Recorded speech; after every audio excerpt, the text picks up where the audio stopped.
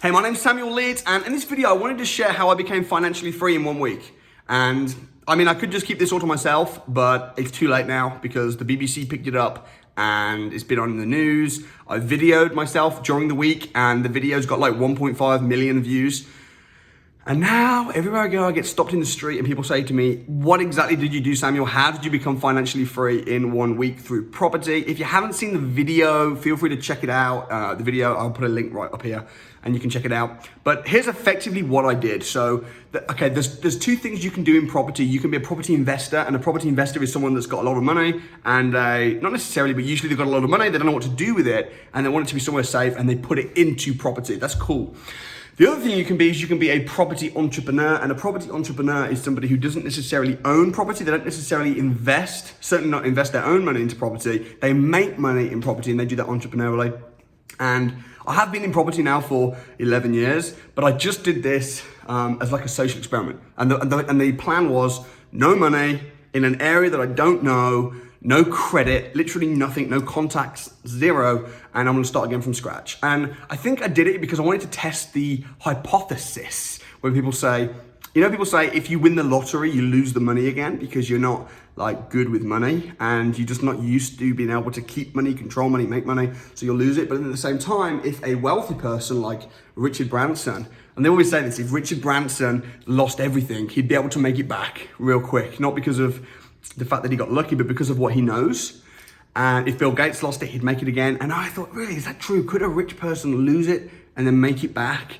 And I guess I'm not rich on the comparison to these guys, but I have built up quite a large property portfolio. And I've done quite well for myself. Young guy, built up a portfolio, full-time in property now. So I thought, I wonder what would happen if I start again from scratch, giving myself this social experiment, this challenge. And I did it. And I became financially free, meaning that by the end of the week, I'd got a few properties and I was making an income from those properties, which I'd systemized, which meant that technically I didn't have to work again. Well, I was full-time in property and I did it from scratch. So what exactly did I do? Because even though there's a video about it and even though it's been on the news and stuff, I guess the people still ask me in the street constantly when people see me, they're like, dude, what did you do? What strategies did you use? How can I do the same? So that's the reason for this video, to expose, reveal, and explain exactly step by step what I did, how I did it, and my thought process behind that. And if you guys want to go and have a bash and do the same thing, then that is awesome. So starting out, zero money. Now, it's crazy how little power you have and little control you have when you have no money at all. So at the start of the week, I was literally walking around the street, pigeons were flying around, I was hungry, I was jealous of the pigeons eating food, I had nothing. And when you've got nothing, when you've got no money, you can't even afford to literally sometimes just go where you want to go or eat what you want to eat. So it was a really tough first few days. And I knew that there was zero chance that I'd be able to afford to buy a property. I couldn't get a loan, I couldn't get a mortgage because I had no credit.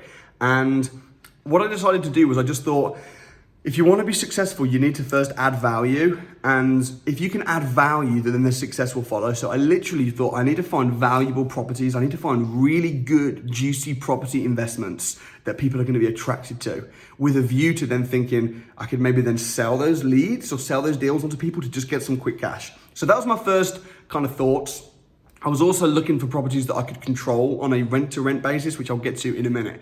So I'm just literally, for the first few days, I'm just viewing houses like crazy. I'm going around in an old, yellow, broken car that was worth £500. It was topped up with fuel, but I'm thinking I'm gonna run out soon and the car's rubbish.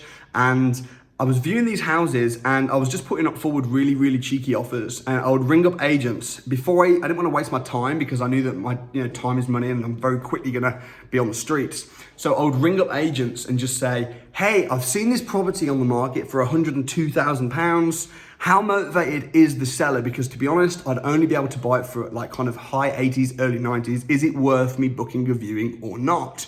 And if the estate agent was just like, oh no, and they put the phone down on me, I've wasted 20 seconds. If the estate agent says, you know what, they're really motivated, they could accept that offer, then I'm like, okay, book me in. So I'm on the phone, I'm making appointments to see motivated sellers, I'm speaking with agents, I'm viewing houses, I met a really cool developer who owned like a massive whole estate with all these luxury apartments. And I was thinking, I could do like a rent to rent on these deals. And there was so much going on, but I had no money. Even though I had no money, I was still offering on properties as if I had money, because if I went to the estate agent or these sellers and just said, oh, by the way, I have no money, I'm flat broke, so can I put forward an offer? They're not going to even take me seriously.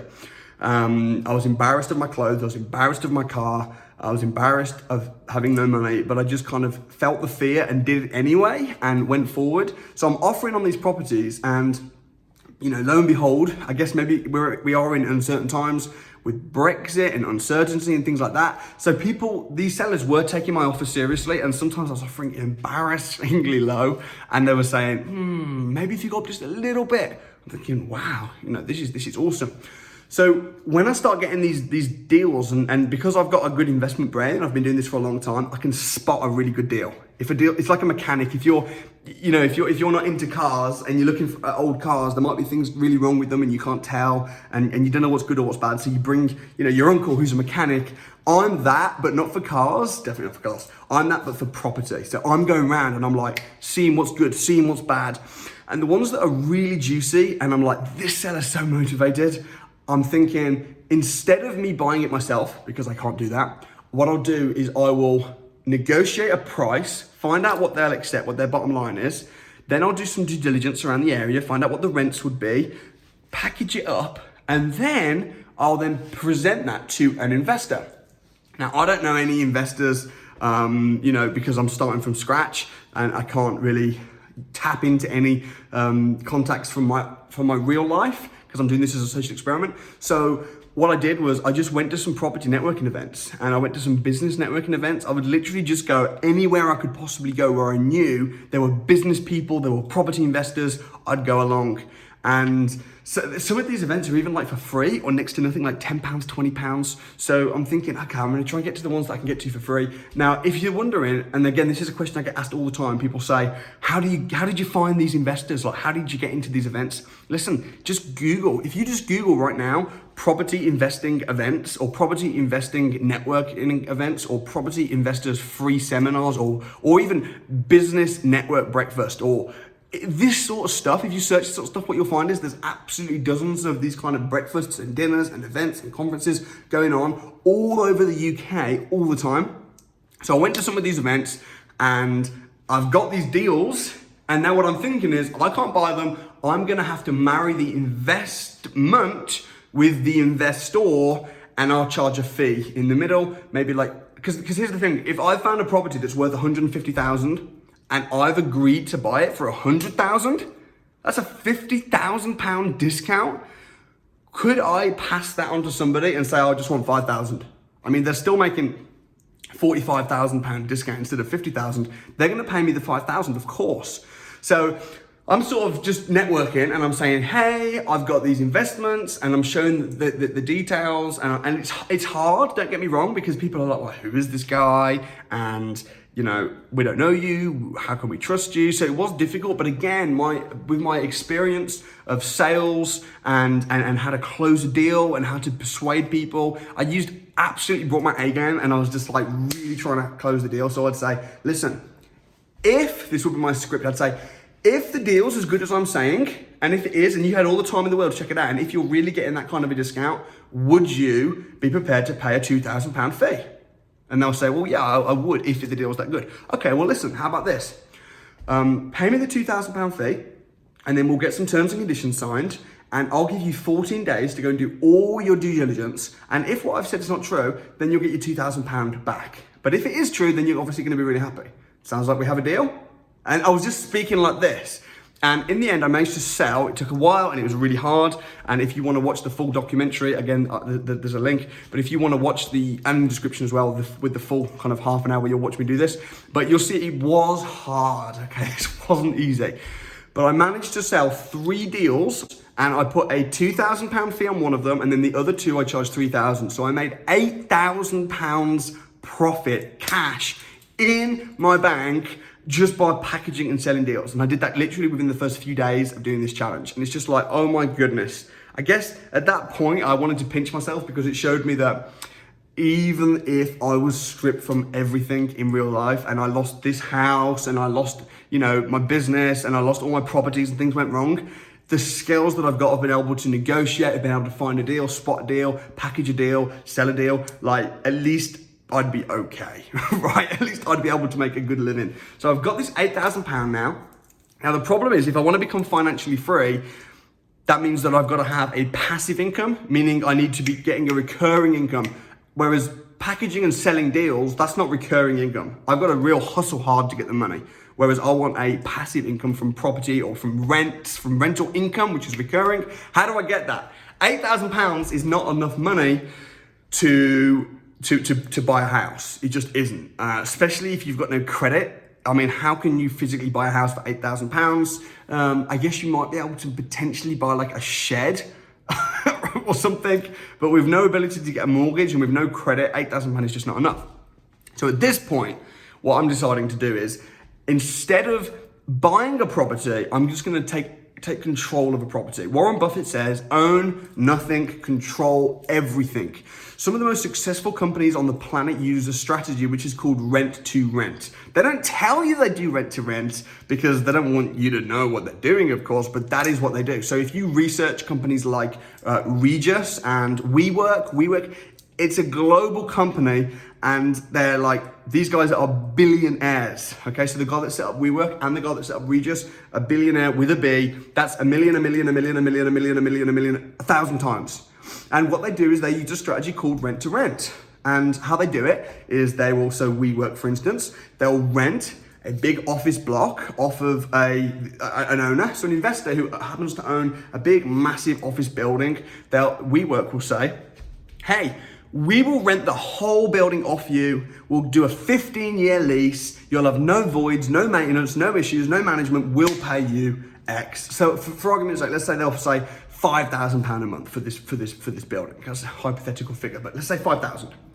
Then what they'll do is they will then rent out the office blocks, but they'll rent it out unit by unit, and they'll turn it into a boutique luxury serviced offices. And they might charge like £1,000 per unit with 15 units. So that their rent is now £15,000. Of that £15,000, they're gonna have to give £5,000 to the owner. £5,000, argument's sake, is gonna go towards costs and maintenance. And then £5,000 is gonna be their profit. So they're making £5,000, the owner's making £5,000. So how is it fair that the owner's only making £5,000 when the owner owns it, and the owner probably had to invest hundreds of thousands of pounds buying this building, so the owner's making £5,000, but they're making £5,000, and they didn't put any money down, apart from maybe making it luxury. The difference is they're the entrepreneur, and the owner's the investor. So they're the person that added the most value, they're the person that was creative. So how can I, with just £8,000, do the same thing but on a much smaller scale? So what I did was I did something called rent to rent, which is, again, you rent it off the owner and then you rent it out in a different way. So you pay a small rent and then you get a super rent by being creative. So on a small level, starting from scratch with nothing but £8,000, what I did was the developer who had all these nice apartments, I said to him, how much are your apartments? And he told me, and the apartments weren't that expensive. It was like £650. There was a beautiful luxury penthouse that already had some furniture and really, really nice, overviewing the city. And that was on for £1,200. So it's not bad for like a 4-bed penthouse. So what I said, and this was in Sheffield, by the way, which was where I was doing the challenge, is I said to the developer, the owner, I said, is there a mortgage? He said, no. I asked him some questions. And I said, how about I'll pay you the rent. I got it a little bit less. But just so you know, just to be completely transparent, I'm not going to be living there myself. It will be a corporate management agreement and I'll be renting it out as like luxury stay for people on booking.com and Airbnb. Is that something that you'd be happy with? Is that something that legally would work within what you've got and the head lease and everything?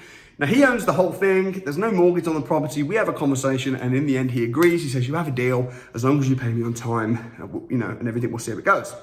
So I'm like, yes. So I then had to pay him upfront rent. I had to furnish the property a little bit, but it only cost me £5,000. So of the £8,000, £5,000, I've now got these 2 luxury apartments. I rented them both out within days, like literally days, and they stopped. Booking.com and Airbnb went mad. I used a channel management company called Avivo, and they basically systemize everything to make sure that it's passive for me. I got a cleaning company to arrange to go in and out each time, and I was getting like 80, 100, 120 pound a night. Now you can do the maths. If you've got 2 properties and you're getting that kind of amount per night, and sometimes you can maximize it because there's like 4 bedrooms in the penthouse, or if it's holiday season, you can really maximize it. You can work out how much profit I was making. So I was making just over £2,000 a month from these 2 properties. I don't own them, but I'm controlling them. And I'm like, oh my gosh, I've now made £8,000. I've got 2 properties I got the keys for and they're renting out. I did that, it only took me 7 days, 1 week. The extra £3,000 of the 8 that I didn't need the 3, I gave away to charity, to a homeless charity, because I thought, well, at the end of the day, I'm really fortunate that I can do this. So I gave the £3,000 to a homeless charity. Those apartments are still renting out. They're still operating amazingly well. And that's what I did. That's how I did it. So if you see me in the street now and you ask me what on earth happened, then I can happily sit down with you over a coffee, but you can also watch this video and it might save my voice. Thanks so much for watching the video as well. Please do smash the like button if you enjoyed it. If you didn't like the video, then maybe smash the dislike button. It doesn't matter because from the YouTube algorithms, it's the exact same thing. Also, if you've not watched the video, me actually doing this, I'd really suggest checking it out. You can do that right here. Also, if you'd like to watch me helping somebody else become financially free in 1 week, which I also did, you can watch that right here. If you'd like to come and spend a couple of days with me on the Property Investors Crash Course, you can do that up here. And also, don't forget to subscribe down here. Thanks so much, guys. Peace out.